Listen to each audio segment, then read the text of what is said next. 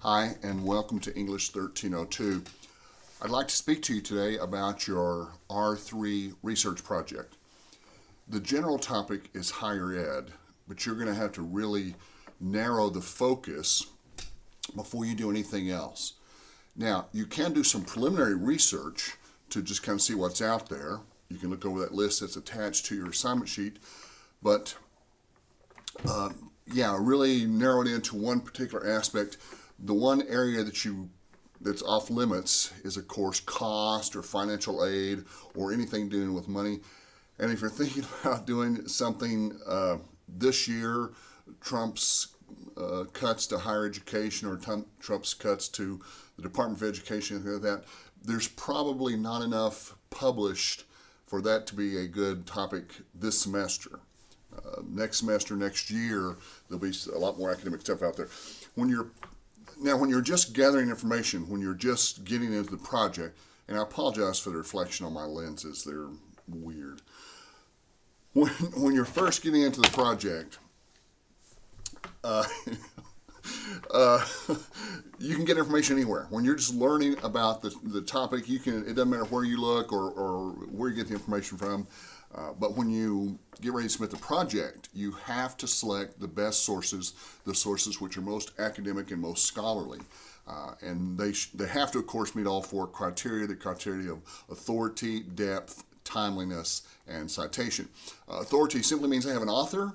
Timeliness means they are fairly current, last 10 years or so. Depth means that they are long enough to actually contain enough information to be useful in a college level setting. And citation means, in this case, in this context, it means either they have been cited by other sources or they themselves cite other sources. Now, I do encourage you to go ahead. The whole purpose of this is just to get you off the ground, get you going, working on the R4 project, which is the big project. We'll be using the same topic and the same research, just fleshing it out and filling it in. But if you want me to take a look at your outline and your works cited page, I am thrilled to do that for you. Lots of times just one or two quick suggestions can really save your grade.